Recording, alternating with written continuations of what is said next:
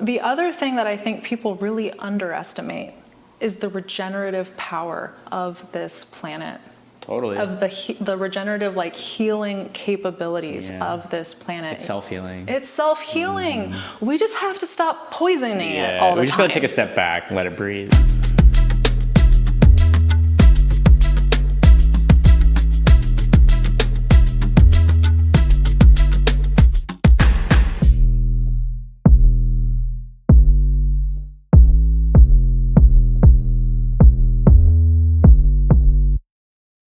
Hello, and welcome to the New Humans for New Earth podcast. I'm Queenie, your host. And for anyone just joining us for the first time, on this podcast, we believe that every human alive today has a role to play in helping to co-create a new, more loving, and more aligned world. Here, we introduce you to wisdom, perspectives, and information to support and inspire you in making more aligned choices in your life. And we identify concrete actions you can take right now to help bring about the kinder, more compassionate, more loving, more unified world we all know is possible. In today's episode, I want to talk with you about a subject that deeply impacts us all: pollinators. Pollinators play a critical role in our food supply, as well as the complex ecosystems that make up our natural world. They are known as keystone species, which means that without them, the ecosystems in which they play a role would literally fall apart. And as the manifesto called World Scientists' Warning to Humanity notes, hundreds of thousands of species of pollinators are at risk of extinction in coming decades because of choices that we are making. But solutions to this problem are available and implementable right now. Here to speak with me today is my good friend, Nick Johnson. Nick is a U.S. Air Force Special Operations veteran. He has degrees in environmental science, focusing on landscape ecology and geospatial information analytics. Since 2017, he has worked with the Bonneville Power Administration as a natural resource manager and senior environmental protection specialist. His work focuses on helping promote pollinator habitat along BPA's 15,000 miles of transmission lines, as well as spearheading the development of BPA's pollinator habitat preservation efforts. He's here today in his personal capacity to share his deep knowledge about the situation facing our pollinator species. Please join me in welcoming Nick Johnson to the New Humans for New Earth podcast. Thanks for having me, Queenie. Pleasure is all mine. Aw, thank you so much for being here, and thank you for being a new human. Loving it. A little scary at times, but yeah. Right? Yeah. Awareness is key, but with good awareness comes a lot of good responsibility. Yeah, it's been an honor to get to witness some of your awakening journey. Yeah. Tell me if I'm wrong, but it seems like it kind of came on a bit unexpectedly for you. Yeah, no shortage of trauma, but for some reason, I finally got the last bit of trauma. I might have one more puzzle piece to really unlock that the breakthrough. So, and then it's so you can't put that back in the bag. Can't put it back. It's out. So yeah, and it's kind of this ever evolving journey, but totally. It's been neat watching you. Yeah, it's uncanny to see how all the things that you go through in life, how they all kind of fall in, and you're like, oh, that's why I had to do that. And it's in the moment you're like, I don't want to do it. Here we are. Better for it now, I guess. But oh, neat.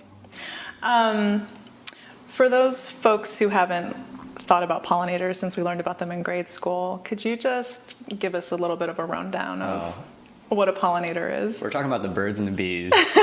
Because literally it's animal, when we speak about pollinators, there's a lot of different types of we're pollinators too, right? We can pick up stuff, but we're talking mainly about animal or insect pollinators. So all kinds of bugs, people think about bees, but there's flies, there's all kinds of different some birds, bats. And then pollinators do what again? Oh yeah, skip that part. So they're very instrumental on plant reproduction. So plants can't get up and move around to do their business. So they have their minions do it. So they put out their nice little beautiful scents and flowers to attract those birds and the bees that come and eat the pollen and drink the nectar, and then so mechanically what's happening is the pollen goes from one species to the next plant over, and then boom, you got plant reproduction. We can get into the weeds about it, but in essence, so it's a symbiotic relationship, right? So the plant is giving energy, like carbon's energy, which is originally light, because we're all light. So it's stored light. It's awesome that plants figured out how to do that, right? But so they sacrifice some of that to give nutrients to their, because they realize that they're part of the collective, and they have been, right? So like, look, you take care of me, I'll take care of you. You get to eat a little bit, just help me make my kids. So that bee goes from one to the other, and it's all comes back around. It's a circle of life. So, but like in a really profound way, and you see that a lot in nature and ecology. Everything is a circle. It's like give and take. Right. Yeah. No, it's beautiful to sort of see how all of that fits together. It's simple. Yeah. Yeah. Literally, I was reading about this, and I was like, when I come across it, I was like, we're literally talking about birds and bees dying, and then like up here I was just talking about the birds and the bees. I'm like, was that really what they meant by it? Did we get it wrong? But we think about it, it's pollinating, so it's like the adage there is, it's really a meta phrase there. I had a good giggle about that. Now, the pollinator I think we're all most familiar with is the bee, right? And the UN estimates that something like 71 out of 100 of the crops that we rely on in our daily diet are pollinated by bees. Can you give us a sense of sort of the extent of the decline in the bee population? Yeah, in some areas like 90%. Oh, wow. Of like native bee populations. There's a ton of bees in the Pacific Northwest. Like there's like 300 or so, and about half of them are imperiled at some point. Wow.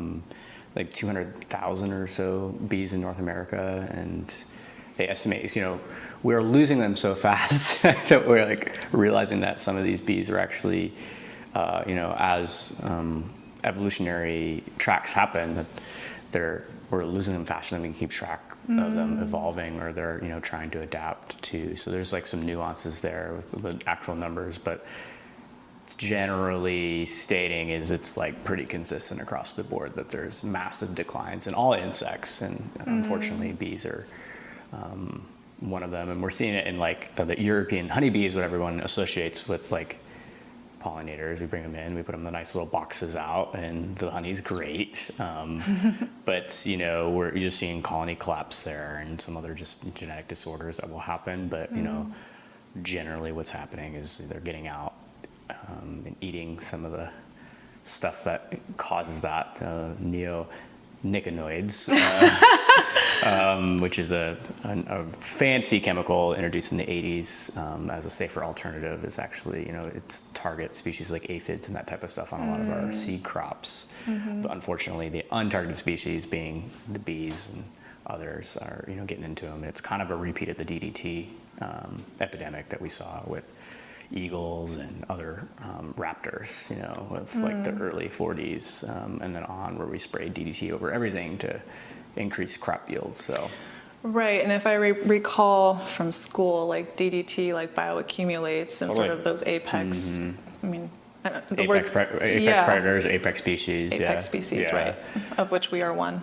Yeah, we are, and that's the same where we're uncovering more and more science. It's hard to, it's relatively new on this stage of chemicals, and neonicotinoids were, most of our agriculture seeds are coated with some type of, anti-fungicide and that stuff, because they don't want it to spoil, in storage. And also you don't want them little like bugs getting in there and eating all your stuff. You come by your sack of seeds and comes to sow in them, and it's like, oh, someone had a heyday. So unfortunately, that the neonicotinoids are actually like a nicotine base. So historically, I believe they used to put like tobacco leaves in the seed houses to help ward off. It's kind of like the marigolds around your garden, to keep certain bugs away.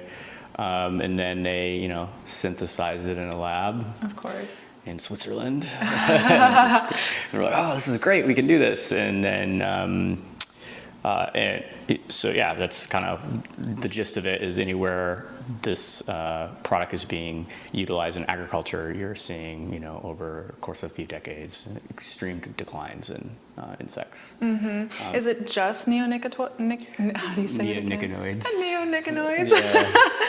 Yeah. So there's others too, like fungicides as well, that will have dramatic, but the neonicotinoids are problematic for bee species because the way that they impact their neurotoxin, so they make them all confused, they can't navigate. So bees are really like, some people don't know this, but they're extremely smart. They use the vibration of their wings to talk to each other. Wow. So like when they have that, they're all high on nicotine, essentially, or a chemical derivative of nicotine. Sure. So you think of like, it's kind of like the fentanyl, but they're having their own little fentanyl epidemic, but in their own way, right? Oh, so like, because fentanyl is a synthetic, derivative as well of a plant compound. So that's how my school brain makes it into the human brain to make it like relatable. And so, so what happens is they fly around, they get all confused, they can't, navigate. It takes them longer, they expend more resources, and then sometimes it also then dying when they get too much of it. They're eating the pollen that has that on there, so then it's getting in our honey.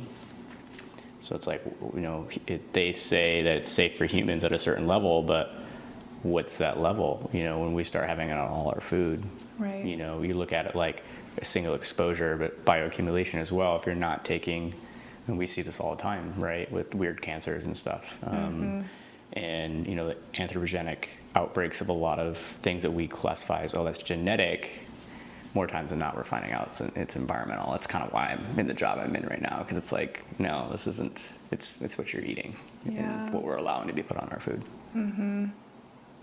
It's sad, but you can also use the animals too when they start declining. It is kind of like it's the canary in the coal mine, right? Yes. And people like Silent Spring, so it's a very popular book for people to read. Talks about when there's no birds singing, and birds being a pollinator, things that eat pollinators, and you start seeing, we're also seeing a massive reduction of all species. David Attenborough talks about this. Yeah. And it's quite dire, but like, when are we going to listen to the canary in our coal mine? You already kind of pointed to this, but something that I was surprised to learn is that these impacts to pollinators, like populations, actually extends to managed bee colonies as well. So, for instance, what I'm reading is that, like, back in the 1940s, we had something like 5 million managed bee colonies, but today we only have like 2.68 million. What's driving that decline? And like, what are the pressures on these managed bee populations? Well, some of it is we farm a lot differently now, is one of them. Well, we grow a lot more crops that don't require bees, like corn, is one of them.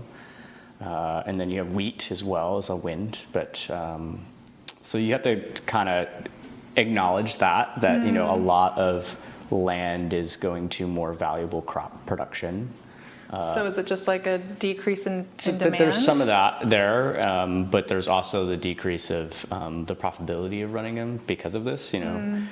Some independent beekeepers go out of business quite soon because of these colony collapses. And there's a few different issues. One of them being, we talked about the insect, literally they're going out and eating poison and dying. Yeah. So you can imagine as a small business just burning money at that point, right? And also there's other issues that come in, and when you're using European honeybees, it's a single species. So we created a vacuum of pollinators by clearing out land that was very diverse. And then, you rely on now just one species, it's ripe for, a disease or something to go through and wipe out and be concentrated to have that issue.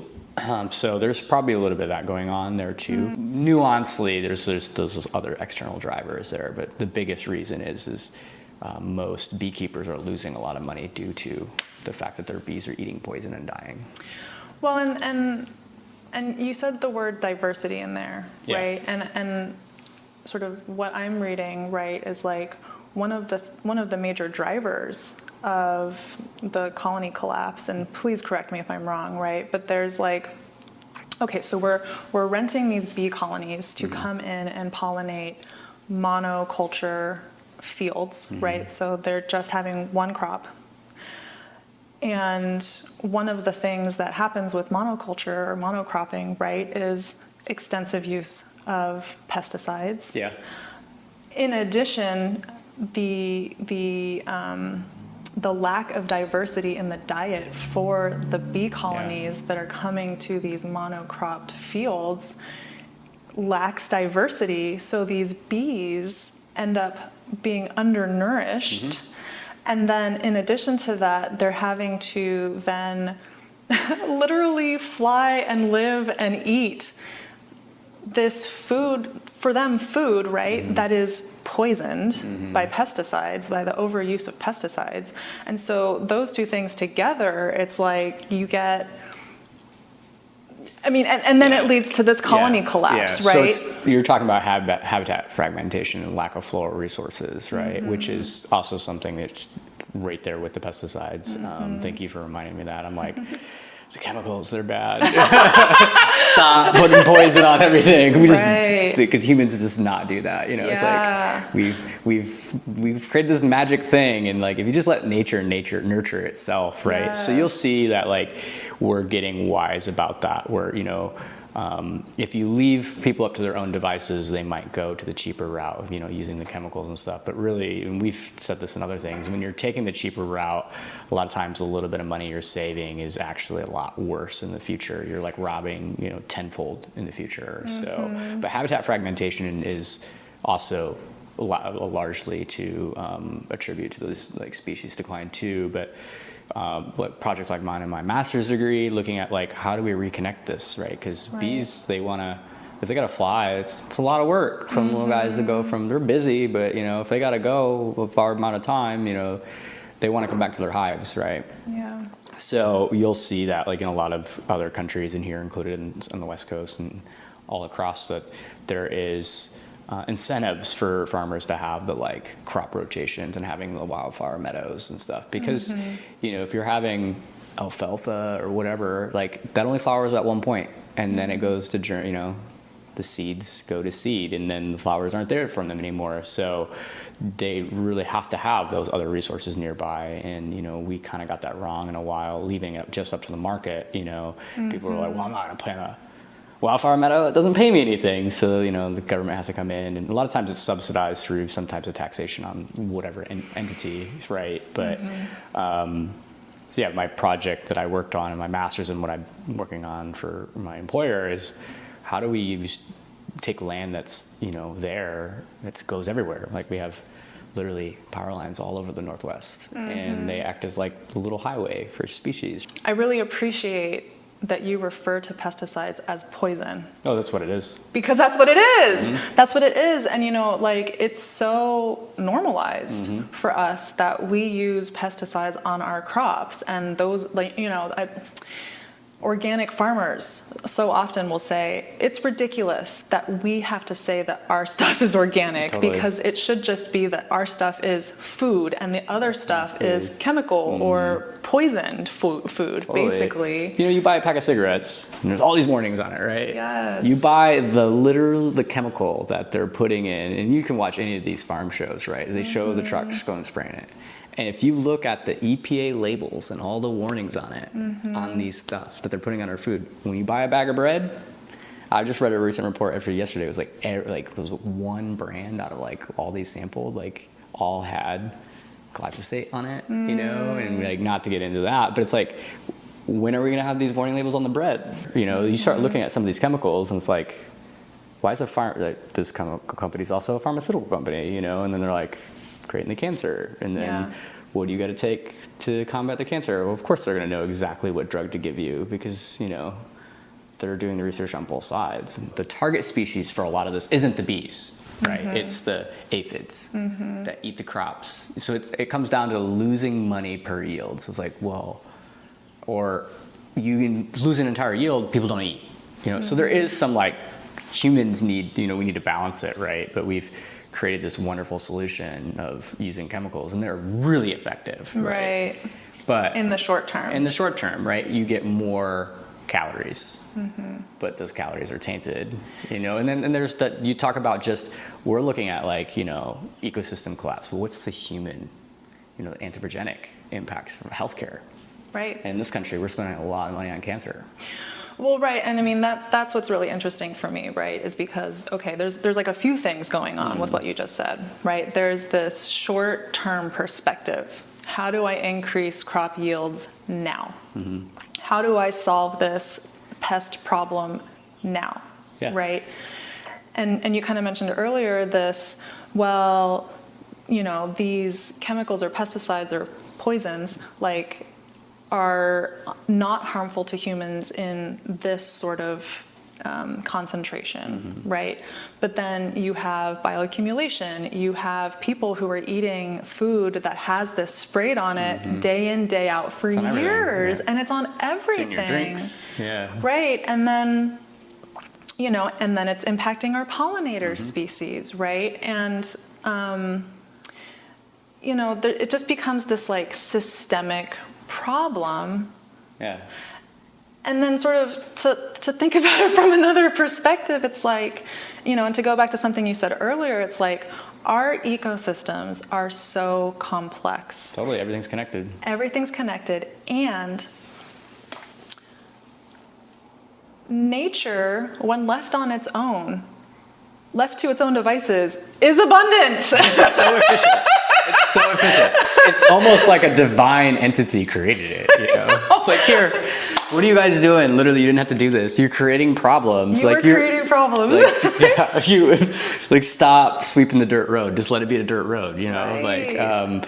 But it is kind of funny. Like we're like, we've got it, and then we're like, shit. Right. Like we don't have it. But then, if you do leave nature, it is like everything is connected, right? Like since the 16th century, we've been trying to farm for population growth, right? And we've gotten it right and wrong at the same time, like so embarrassingly. Yeah. Because civilizations, with a written record, like you see these places, like what happened? They collapsed their food, they had to move.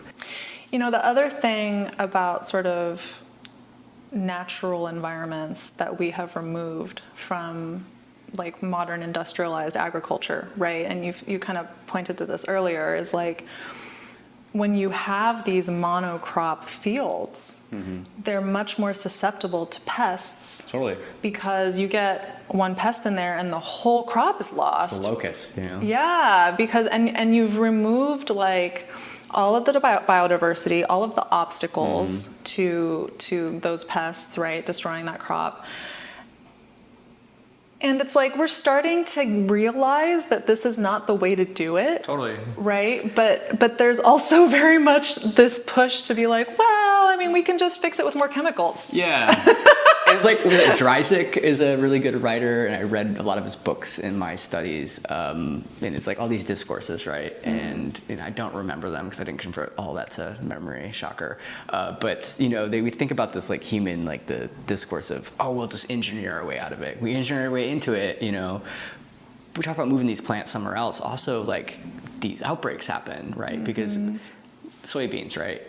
Those aphids in China, that's where they're from, they also had predators that love to eat them, right? So we'll see that here. We're, introducing the Japanese beetle, for example. It was a biocontrol to the aphid outbreaks. We were like, well, we'll just bring in this beetle. And then I was like, it just wreaked havoc, right? Because then all of a sudden, but it worked. They got rid of the pests. So sometimes, at least in this country, the USDA has used other types of controls than chemicals, right? But when you always look at the balance sheet, the chemicals end up being cheaper, but what's the long-term cost never gets talked about in the boardrooms and, when they're trading stocks. The liability isn't being paid out on the true cost of stuff. The true cost of this isn't representative. It's just the front face manufacturing cost. That's it. Right.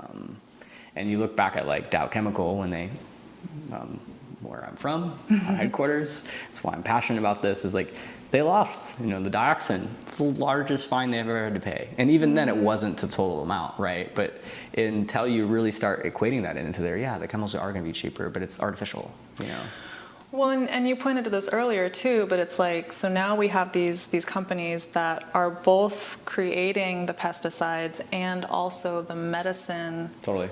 that people need to get better from the cancers and other sicknesses that are caused by ingesting these pesticides. Yeah.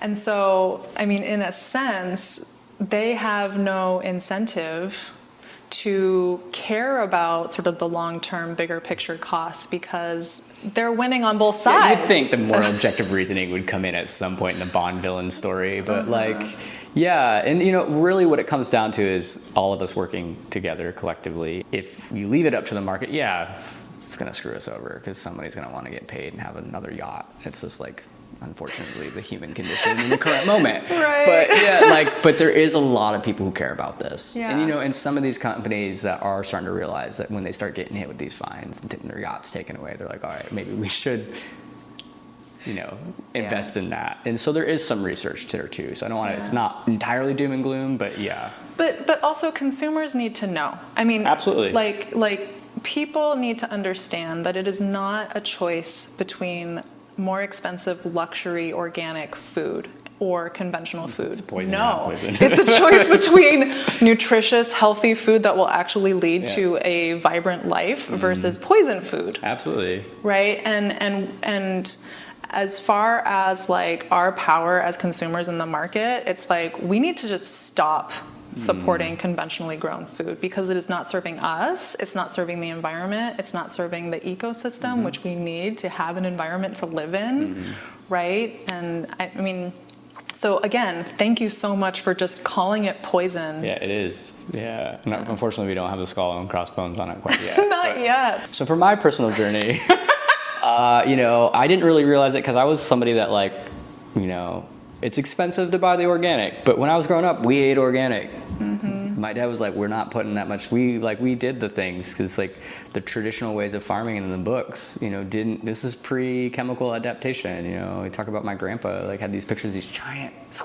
massive. And he was just using literally poop tea, manure tea, right? Yeah. But there's other things out there that, there's lots of books out there of the old remedies, and we talk about hanging tobacco leaves in your seed storage shed, and whatever that was, we talk about this kind of stuff, and it worked, But back when we were feeding ourselves locally and didn't rely on a machine, the giant industrialization of it, which has been great for population, Sure. If you just want to make more humans, man, we're doing it right. But what's the quality of life there? Yeah. I would have to argue that, times were hard, tough when you had to grow your food behind the house, but speaking from experience, I remember it being quite cool to just walk out there and pluck a radish out of the ground and eat it, Yes. So we have to think about that too. As you reduce the need for stuff to be worrying about yields for shelf stability, because no one's growing anything anymore. Everyone's living in their monoculture. Another habitat fragmentation is we build houses here like we're all 17th century Victorian monarchs. We'll have our our lawn that's English clover, right. Or whatever this is, right? And it's that was a vibrant grassland before or something else, And so even looking at what we consider as what's normal, it's humans for a little bit, I figured there's a study out there a couple years, and then you're oh, that's what that's supposed to look like now, And it's just but if you let that person grow their grass long for 2 years, then you're just used to it being a meadow, So it's along the same lines there too, where you can make it relatable, and not make these choices, grow your food in your backyard or whatever it is. I like what you said though about bringing it back local, because I mean, first of all, it just cuts down on so many emissions and all this stuff, and also bad practices, right? But also what I've experienced and observed just as far as bringing it back local is that humans want to do right generally Absolutely. by other humans. You know, We're all very similar. Yeah, they take pride and joy in creating a beautiful product or growing delicious food, right? And you just don't see that Everywhere. in the mega corporations, the industrialized agriculture. You know, it's so much more a business, a bottom line, a frankly dehumanized Absolutely. system. It's kind of like, you know, pulling you away from your body too, right? You mentioned something a little bit ago about being like 17th century monarchs. And this is, it's so funny you say this because I just voice noted a friend of mine earlier this morning about the same concept, right? Because, it can be kind of hard to see, but I think there's something here, right? Like, there is something in our culture where we are still just like so enthralled with the idea of royalty. Posh, yeah. Than the aristocracy. Totally. Right? And in particular, attempting to recreate that kind of lifestyle and status in our own lives. Right? So like you mentioned lawns, right? That used to be a status symbol. Totally. It still is. It still is, right? But the origin, right, behind the lawn is I have so much property that this expanse of land doesn't need to be productive. It's actually just going to be a decorative lawn. I want to look at it. Yes. I shall look at my green lawn. Right. And in some places they even have signs, don't walk here. This is not for walking. This is just... We both lived in England. Right. And like, you walk across that lawn, don't do it. You know, that Midwest barefoot kid in me was like, I'm gonna walk across that lawn, and then you do it. Right. Yeah. But then it also, I see it also manifesting in just like all of the ways that we expect and even demand convenience, right? And it's funny because, you know, I see this and it's like our convenience concept has moved to such an extreme that yes, it might be convenient, but the thing that you're actually getting is crap. Yeah. You know, it's low quality. It's slightly better to pick up your dog poop from, you know, Yeah. in the grand scheme of things. It's like, interesting, we bring up lawns. One of the projects I worked on at work was like, we're paying to water this thing. We're paying a company to cut this thing. If you just let it be a wildflower meadow, it just is. Yeah. You've reduced all that. Because it's like, that meadow doesn't need to be, if you're doing a locally appropriate seed mix, it will just grow. It's great. And then like all year a new one comes up and flowers. It's amazing. We're seeing like huge cost savings benefits. And it's just like the same with like underneath the solar panels too. It's thinking about like dual use of these spaces. And so we showed it at work, like, and our like some of the people were like the facilities guys that have to manage all this stuff, like, yes, give us less. We have too much, or it's costing us too much because the year over year.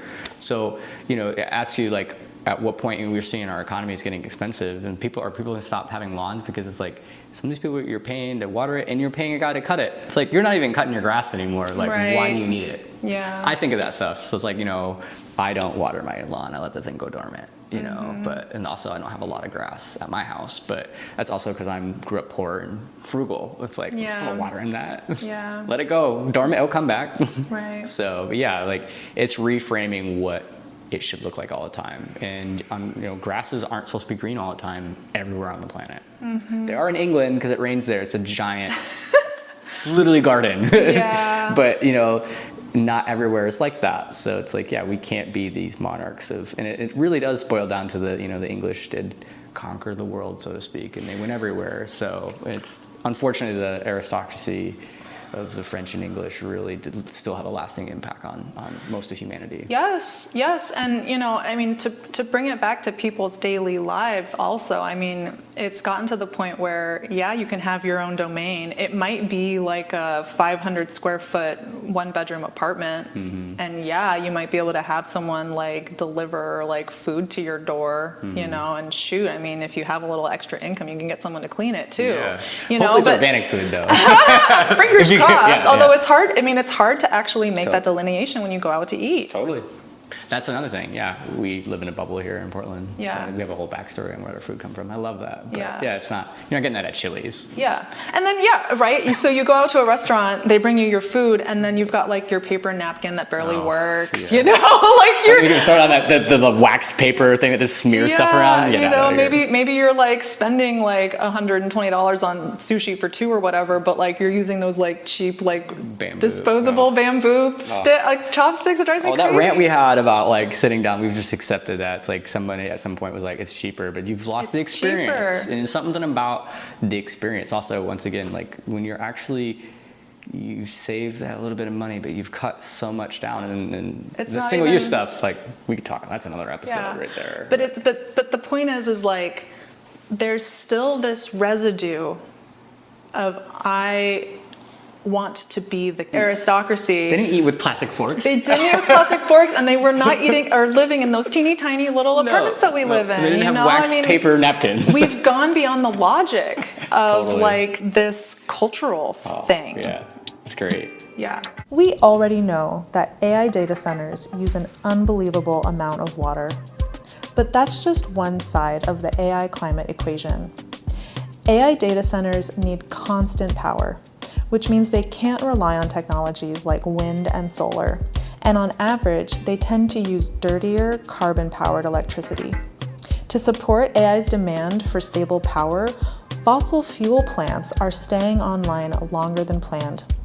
And the rush to push energy-hungry AI into every sector of our lives means that tech giants' climate impact is soaring. For instance, Google's greenhouse gas emissions in 2023 were 48% higher than in 2019, which it attributes to the energy needed by its AI data centers. Tech companies like Meta, Amazon, and Google have responded to their fossil fuel issue by announcing goals to use more nuclear power. Meta and Microsoft are actually already working on bringing new nuclear power plants online. And in April 2025, Elon Musk's X supercomputing center near Memphis was found to be using dozens of methane gas generators that were unpermitted and in violation of the Clean Air Act.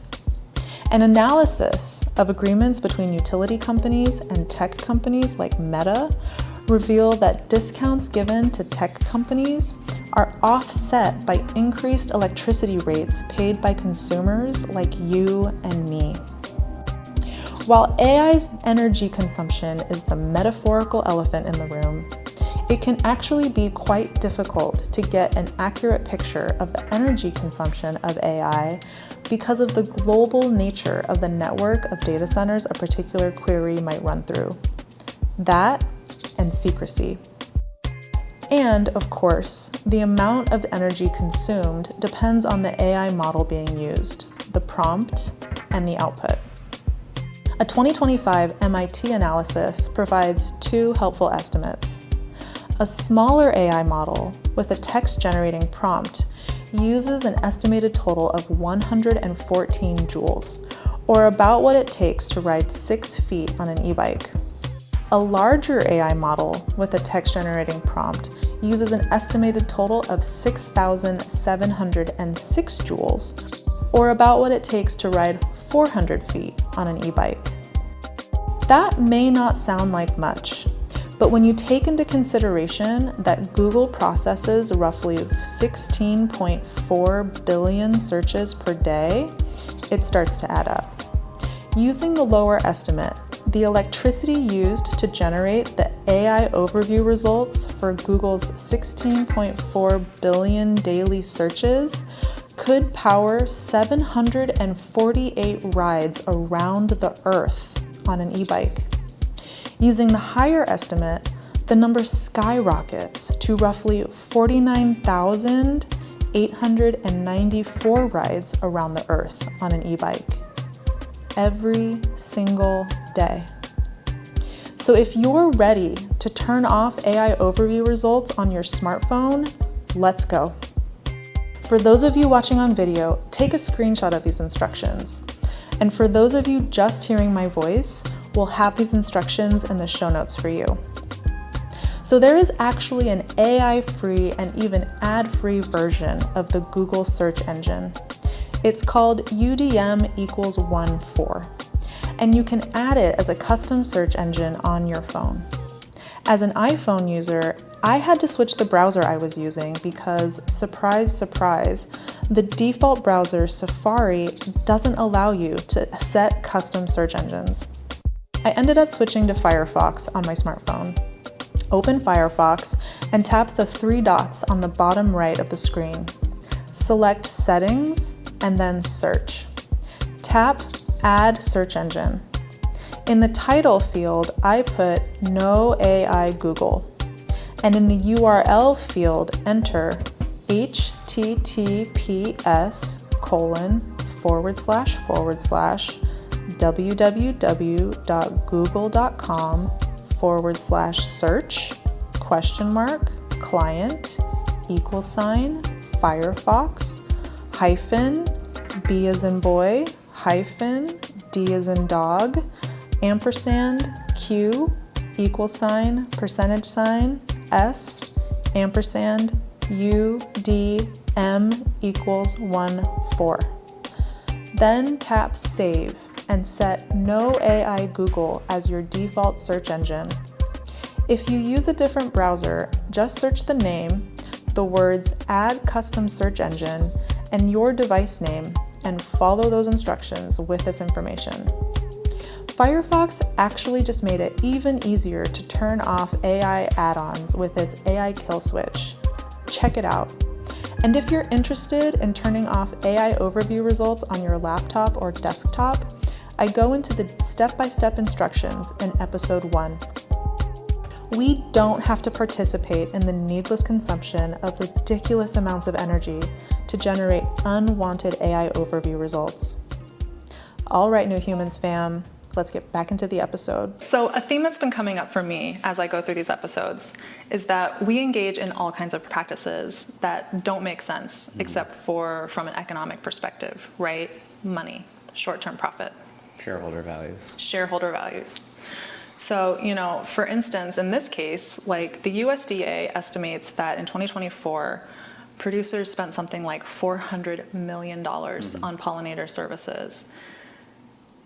And we know that managed bee populations are declining. And we know that monocropping and monoculture practices contribute to that, in part through the use of pesticides, right? We also know that most farm subsidies in the US go to support monoculture and monocropping. Those are the chemical companies. Chemical companies, right? And the president just recently approved additional production of glyphosate, the pesticide? It's an herbicide. The herbicide glyphosate in the US, and granted immunity to the producers of that chemical. Yeah. So can you help us understand, what is going on here? Why are we doing this? I don't know who's driving the ship anymore, but it's clearly the money, from my personal opinion there. Glyphosate impacts, it's for controlling other plants. So it impacts pollinators in the sense where you get to spray over and stuff because it kills the plants that aren't bioengineered to resist it, right? So that eliminates the biodiversity. So that's the issue there to them as the context for pollinators. But the immunity is, as you see, when you reduce that, it's really hard to make case law to hold people accountable when we find out to write the wrong leader. Checks and balances, we have that for a reason. But they just got rid of that one. Not anymore. Sad trombone.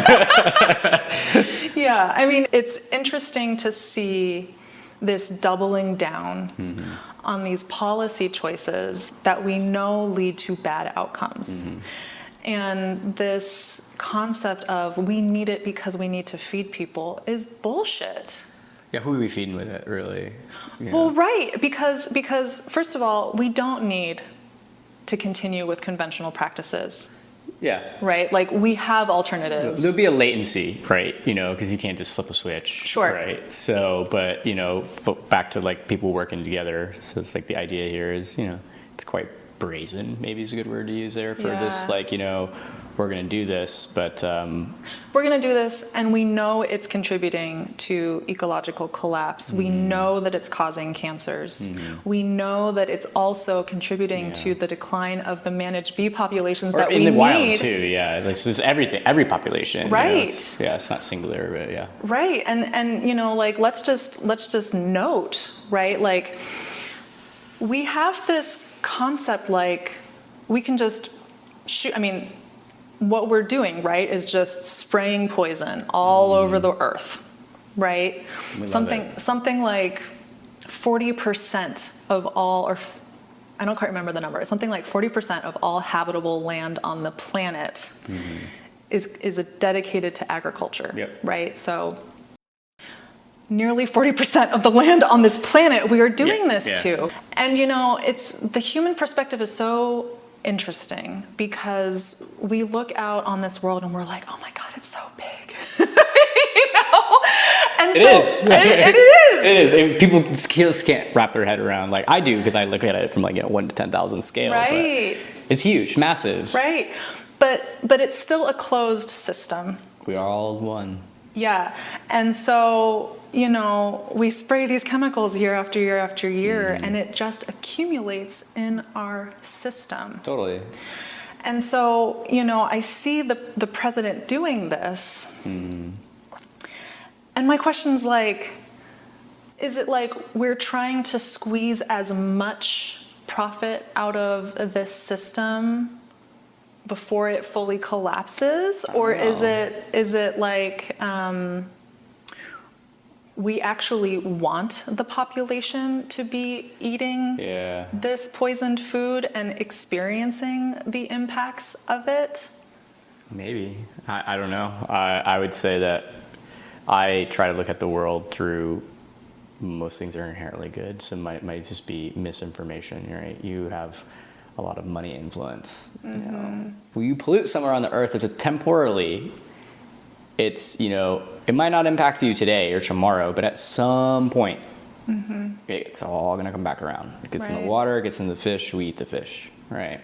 Or the fish swim up and die and whatever. Everything's connected. So, when we don't look, the balance sheet of today really doesn't ever really reflect the actual balance sheet of 100 years from now or tomorrow. And we've said this together, the convenience of today generally is robbed tenfold of tomorrow, so. Right. Well, and you've said to me before, the solution to pollution is dilution. That's another thing too, because we set safe limits, but then that's also artificial when you think about it. And a lot of chemists know this. Yeah. So you go to any well-known person that does this stuff, and you go in their house, and half the stuff that's most people are buying are not in the really, I have lots of people growing up where I'm from. Chemical engineering was a massive industry because that's what was there. And most of them growing up were using vinegar to clean their house, because they're like, screw that. Because they know. Scrubbing bubbles, I mean, just to kind of come back to the dilution concept, it's like you can only dilute so much once you get to a certain concentration. Totally. You're right. So it's like you get these toxic waste oceans. Toxic waste fields. Yeah, and that's another thing, we talk about there's like on top of these pollinator collapses, there's also like the aerification of, by using this stuff, we're, making soils less productive because we're killing all of the biome, the microorganisms that actually exist in the soil to make the soil healthy and able to grow. They actually do a pretty good job, but we created, we're like, we're gonna hit the afterburner for growing this wheat, right? And it's just the same thing, right? Like it's the short-term gain, maybe a few hundred years ago when you had to really worry about that stuff because we didn't really have a lot of the advancements of food storage and stuff. But then it goes back down to like, we throw a lot of our food away. So it's like, we're creating all this yield, but then we just literally throw it in a landfill with other stuff. So it's not even like we're like creating, like, cause that's bioresources that you can use. And you just put it with the plastic, and then it's like you've locked that everything's finite here, right? So we only have so much whatever on the planet. So including the nutrients that are in our food. yeah, and when you put poison on it or you bury it with other stuff you don't want to eat, it's like congratulations. Yeah. Maybe when the earth digests it and burps it out through a volcano, it might be good then. I don't know. Maybe. Yeah, I talk about this in episode 3. Yeah, and it's like goosebumps. I know. Yeah. Oh my God. One of the things that keeps me up at night sometimes is like thinking about all of the water that's trapped in plastic water bottles in landfills, right? Or sitting in the sun getting chemically leached. Exactly. I told you about that, watching an entire C5 worth of water just get tossed because they left it in the sun. I was just like, Yeah. That keeps me up at night too. That's why I have some baseline anxieties this day. I know too much, folks. I know. Honestly, like I feel for you. Does it make sense a little bit why I'm like, ah! Everything's on fire? No, because you see the big picture, right? And you see all of the like systematic changes that need to be made, that right? aren't happening And aren't happening as quickly as they need to be made. Sorry. But so I understand, like you're holding all of this. I mean, it makes sense. Anxiety and pain and sadness. Like you are in slow motion, like processing all of this stuff for the collective. On top of my own. Yeah. So it's been rough. Yeah. Thank you. Yeah. Thank you for seeing me. Yeah. It's not easy being knowledgeable. It's like I don't want to read the books anymore. They all say the same thing. Yeah. And I think the sad thing really is we're reading some of this shit that's been talking about it since the 60s. Yes, and right, like for instance, like this podcast. Yeah. I think that something that has been going on for decades, since the 60s, since when people started raising the alarms about this, right, is just we need to get this message out. We need to collectively understand what is going on and what needs to change, and to also make those changes in our life, right, our lives. And so, yeah, it can be frustrating and sad to sort of see like, gosh, we've been trying to talk to people about this for decades and it's just getting worse. But we are now having this collective, connected conversation. Global conversation. It's happening. And people are starting to feel that like, oh yeah, no, we do need to make changes now. And like speaking from experience, I've set foot on damn near every continent. I've met a lot of different people, and something I can say with conviction here is we're all the same. We all want the same basic stuff. And so no matter what it is, and unfortunately the old way of thinking of zero-sum game, like this country has to lose for me to win, it's archaic. That's like when we look at it, like we're all brothers and sisters here on this planet. The human family. The human family.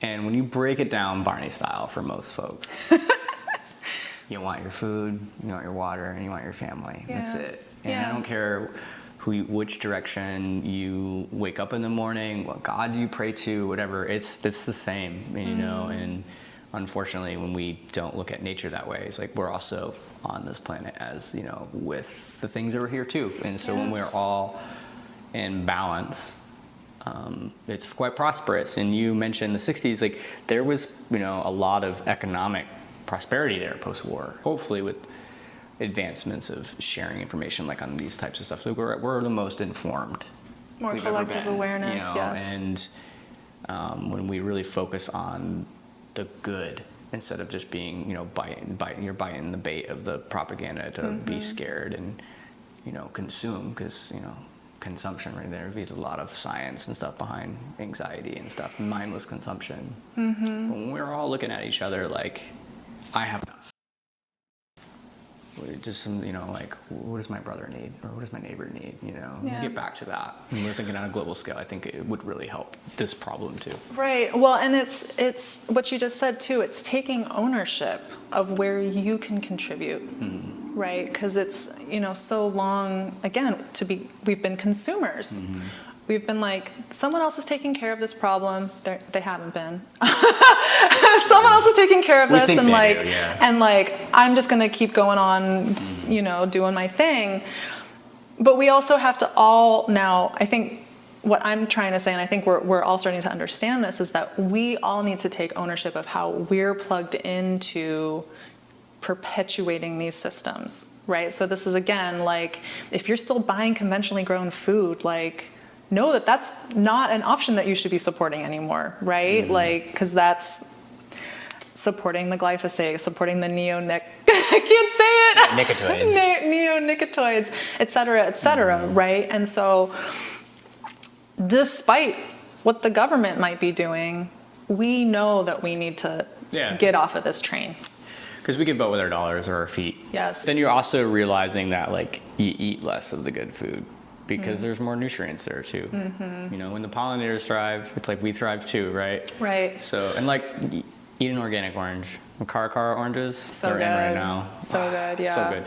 But like, another thing here, it's like, they taste better. Yes. Generally. Yes. You know? Tastes better, it's better for you. And the other thing, I mean, you said you eat less, right? I think part of what happens too when you get invested in the value and when you get invested in your food is that you start to understand, like, this is a precious resource. Totally. You know, it's just a different mindset and different relationship to food, I think. Totally. Yeah. And, you know, it goes back down to, like, the choices that we're making here has more nutrient value, so you don't need to eat as much, and the other ones have less nutrients in it and more sugar, right? So your body still needs the, you know, whatever, the magnesiums and all the other associated stuff and the sugar, you know. But you know, we're seeing that, you know, that too. Less poison, better food. It's good for you. It's good for the bees and the birds. So And the butterflies. So we've been talking about decline in bee populations. Is this just a problem that impacts the U.S., or is this something that's happening in other countries as well? It's global. Global. We talked about losing pollinators and having to revert to hiring humans, or not having humans. Having humans. You know, China is a really good example where they're using paintbrushes. You know, in China, it's like work groups of people, you know, maybe are interned in camps of whatever you want to, you know, political prisoners or whatever. It's like generally who are the types of people that are using that. And then you look at here, you know, Washington State uses we grow a lot of apples, and you know, it's like the apple state, right? Yeah. We use mechanical that way just for getting hybrids and stuff, but we're also seeing a reduction of bees. You know, like the western bumblebee is almost gone. It's a cute thing too. It's really furry. It's sad. Yeah. You know, it's like, but the bees they're a really good poster child. Like, everyone talking about pollinators, talking about the bees, because it's like, okay, bees are cool, right? Or butterflies too, right? Yeah, so. I mean, like, we're also particularly interested in bees because they pollinate so much of our food, right? So there's a very vested interest totally. there. China's gotten better. We don't hear that a lot in our modern news, but you know, if you go over there and know people there, that they've understood that, like, oh, this costs our healthcare system, and this is not good for business. They're really good business. You know, they care. They think, and the Chinese culture thinks in dynasties, right? So they've been doing things on 100-year scales for a lot longer than we have, right? Yeah. So they're catching up to that as well, from what I'm aware of. But they still have their areas where they've accepted that this is where they have to do that at, you know, the chicken and egg or the trolley problem. I've read that hand pollination by humans is actually very inefficient, right? Like whereas a bee can go in and is designed to pollinate. Yeah, their whole body. Right? But with human pollination, it's like we go in like 5 times. Yeah, it's an energy expelled too, right? Like the human's got to eat food. Right? It's the bees too, right? But the bee is eating while pollinating, right? So it's like you've reduced that, you know, the coefficient of energy expending, right? We're just walking along with a paintbrush. Right. And you said this earlier, but like let's just bring it out a little bit more. I mean, like, are people signing up to do this hand pollination in China? Do you want to go paint plants? And is it voluntary? From what I know, no. But I'm not out there, so I can't. Yeah. But it seems to me that it's probably not. Or at least there's at least a portion of I mean, what's happening. It's probably the lower class of people, much like, you know, anywhere that the work is being done, you know. Or yeah, from my understanding, some of these, those types of efforts are People in not, camps. Yeah. Yeah. Which is a human crisis thing Right. too. Yeah. Just like you're screwing the bees over and the people over. Like, come on, we can do better than that. Yeah. Well, and this is really interesting, right? Because like one of the things that's been coming up for me in recent months, right, is like you hear about the billionaires who are building these like bunkers, right, for the apocalypse or whatever. And like the question for me is like, okay, billionaires, but like what the fuck are you gonna do when you realize that you don't have any practical skills?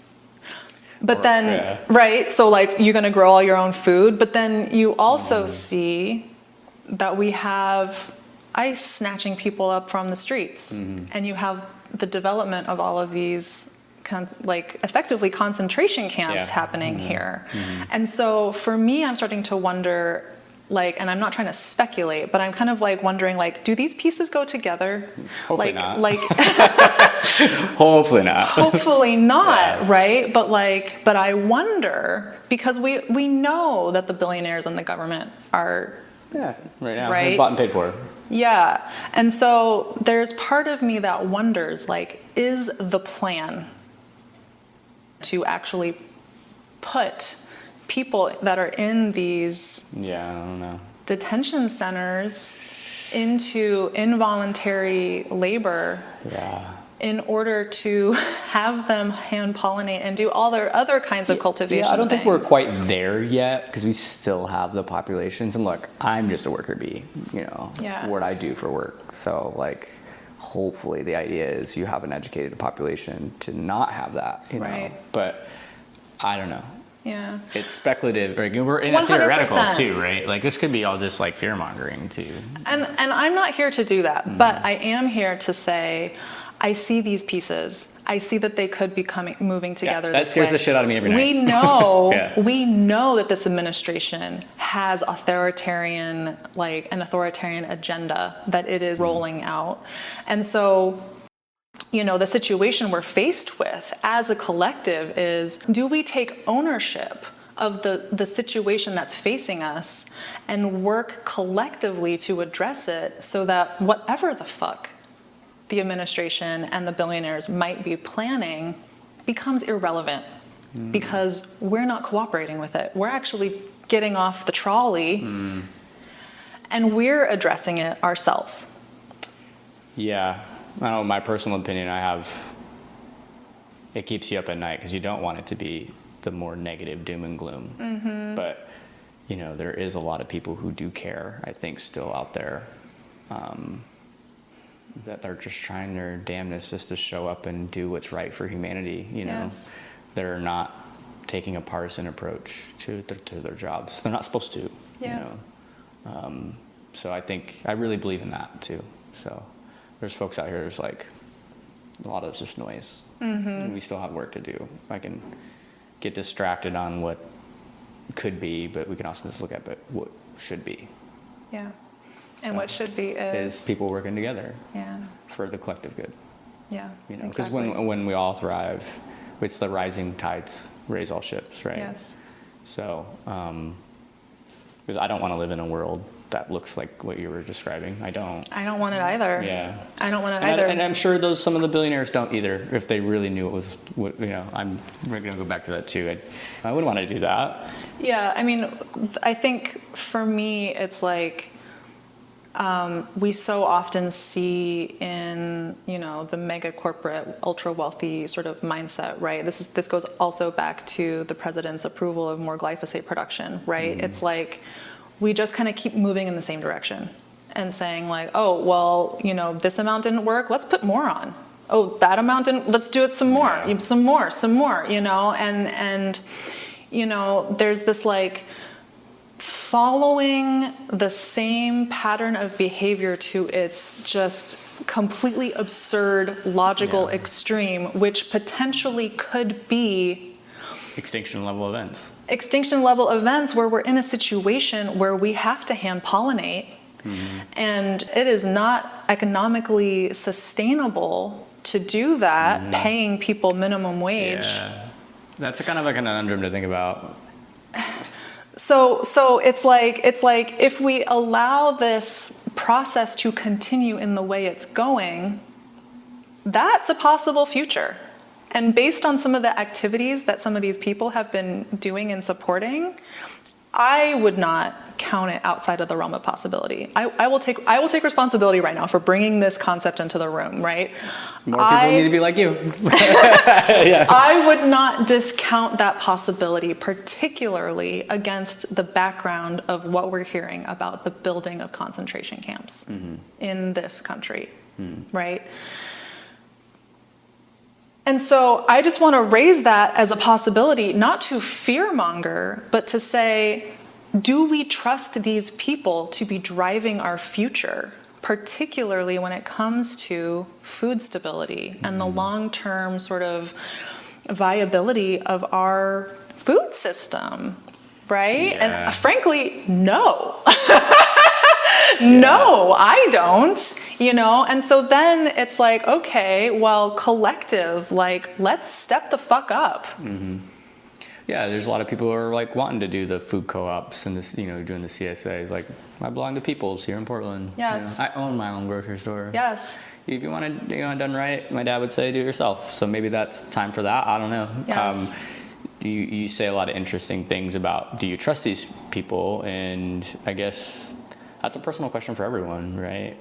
And I think for anybody, in my personal judgment of things is actions speak louder than words. So Actions like, speak so loud. But we're not disempowered enough to where we can't change our own realities. I'm seeing that there's still hope in time, right? We still have the mechanisms to. Totally. And the inaction is worse. Some action is better than no inaction. So Yes. it's just gotta pick where it's at. Yes. Voting with your dollars, whatever, demanding change.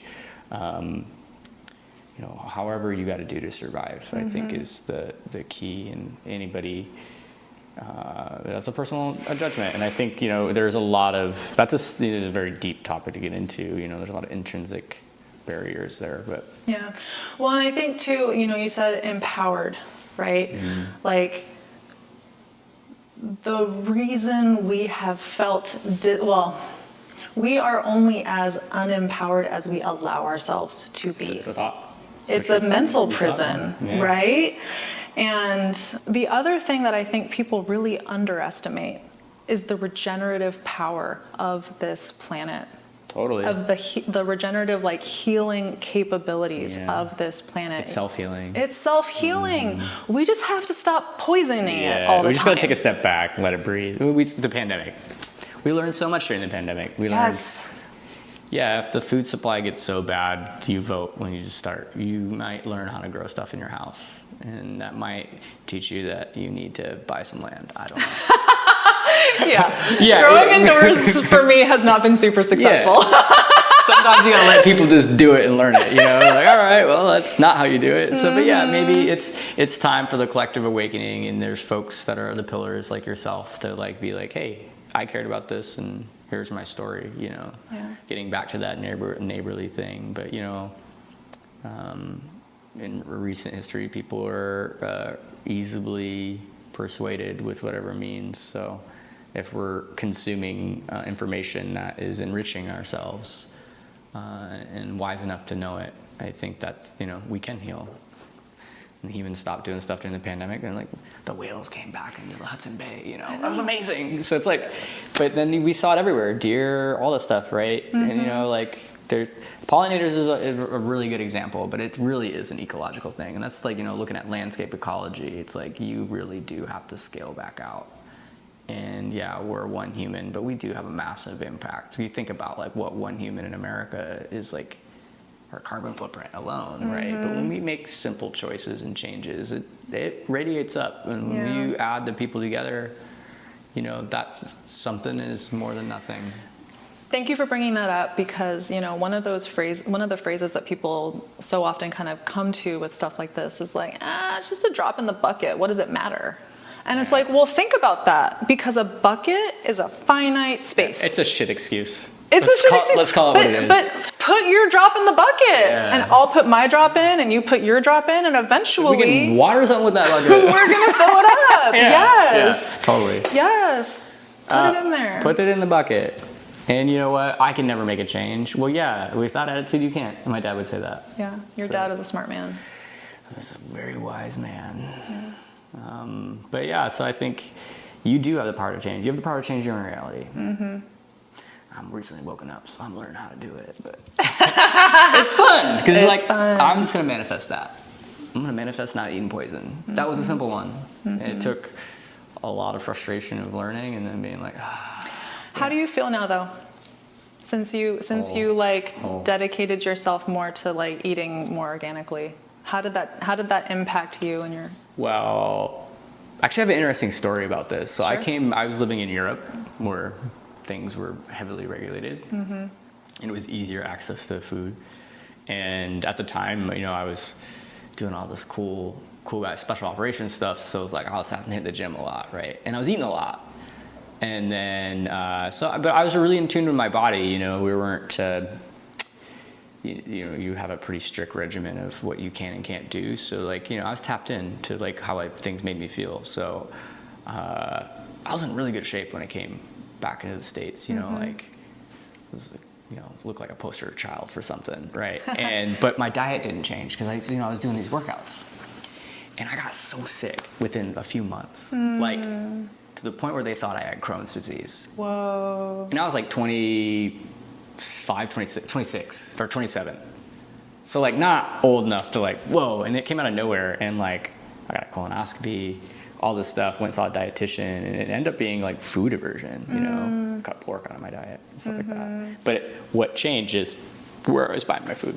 I always bought organic produce, but now it's give me that organic pasta and not putting the other stuff in shit's in our beer too. I loved beer. Yeah. I used to brew, and then it was making me feel sick. And once again, so our cereal grains got glyphosate on it. And it's only recently, when we were kids, our Wonder Bread didn't have glyphosate. We lived the Wonder Bread dream. We did. They took it from us.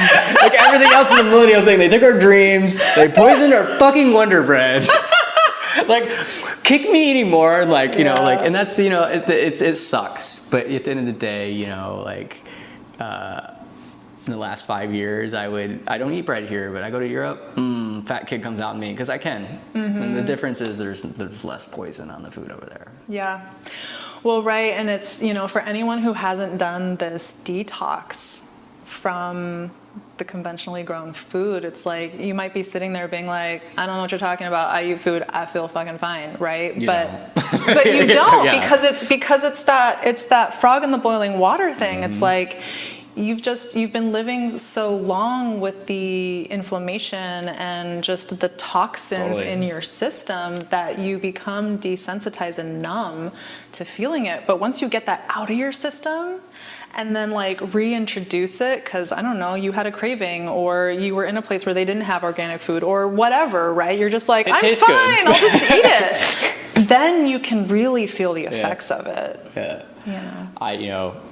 It's the poor bees, they don't got a choice. It's not they can go to the organic section. They don't know.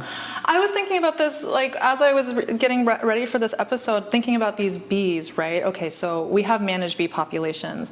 We're putting them in particular places that are poisoned. I mean, we've basically enslaved these bees. You said we might be doing that to humans. And we might be doing that. Are we foreshadowing something? I don't know. One of the concepts that you've kind of pointed to or raised a couple of times during this conversation is this concept of habitat fragmentation. Can you kind of give us an explanation of what that means and how it's come about? You ever flown on an airplane and you're above and you look out the window and everything's kind of like a checkerboard? Yeah. That's fragmentation right there. A little homework for the listeners. Go on your Google Earth and scroll out, turn that satellite image in, look at it. Look at the difference of the squares, and we've drew our little, squares on the planet. We're terraforming. So while doing that, we've made things disconnected. Weird. It's almost like there's a theme here. We get disconnected from our bodies. We get disconnected from nature. We treat nature as a foreign entity and not realize that we are it. And by doing that, we disrupt the flow. We don't look at lands the way that indigenous populations did. We just don't. Right. I mean, we look and we see something to be exploited, taken advantage of, built on, whatever. But what we don't see is all of the populations and the ecosystems that exist there already, all the networks, the complex network. What I'm understanding from you about habitat fragmentation, right, is that humans come in, we build our buildings, we build our infrastructure, whatever, without any care to sort of what's happening for other species, populations. And then you get a situation where the remaining sort of natural areas are either so disparate or so small or don't even have the kinds of plants on them that bees pollinate and eat from, that suddenly now you don't have that underlying nature to support these populations. And that's kind of what we're looking at here too with what some of the projects like mine are, you know, and it goes down to like sustainable design. It's a huge part of my studies as well. It's like we can actually design things to be dual use, right? You know, it's like putting the solar panels in areas that make sense, you know? Right. It's looking at things holistically. And, you know, something I read recently is like some of the most successful businesses today in today's economy are looking at things or hiring people like me, the ecologist, because it's like nature has to survive through, you know, the feast and famines. So like it kind of does come back down to the fact that like we can and should do better. Okay, so are there any concrete things that listeners can do in their own lives to sort of help change or defragment pollinator habitats? Less concrete. Yeah, it's changing the way that we look at things, you know, like planting the natives, having a diverse flora. If you want to, like, in your own lives, if you're looking at just supporting a pollinator to give them food, yeah, that's what you do. You also care about what you're buying and places you're going to. It's not supporting the entities that don't align with those values too, right? Yeah. So I mean, what we've heard is plant native plants, local wildflowers, eat organic. Yeah. And what was the other one? Oh, don't use pesticides. Don't use pesticides. No more poison. No more poison. Way better than that. Yeah. Yeah. Are there any organizations or programs that listeners can go to sort of get more information? You know, if they're wanting to sort of do something to help support their local pollinator species? Yeah, soil and water conservation districts, which is funded by the government, and there's a lot of nonprofits in local areas, so like Simple Search. If you want bee and pollinator specific, Xerces Societies, local here in Portland, is like world renowned. Lots of information there. And donating to those types of folks too. So if you can't really get involved, if you got a couple extra dollars, everybody's a charity, you know. Yeah. So that's probably what I would recommend. But there is a lot of resources out there, local farmers markets and all kinds of stuff. There's probably a pamphlet for everything. I would assume. We're still doing that, right? Yeah, right. So Xerces is... Xerces would be my one. Okay, great. And we'll have that link in the show notes for everyone. Well, awesome. Thank you so much for joining us for this episode. I really appreciate it. Yeah, thanks for having me. It's been fun to nerd out with the bees. Save the bees and do it for the birds. Thank you. Thank you so much for joining us for this episode of the New Humans for New Earth podcast. I'm Queenie. If you found this episode to be inspirational, helpful, or informative, please share it with your friends, your partner, a family member, or anyone that you love. If you loved this episode, please leave a review. And be sure to subscribe wherever you're listening to this podcast. This is how we grow the New Humans community and help inspire others to join us in co-creating New Earth. This world is what we make it. Thank you so much for being here, and we'll see you in the next episode.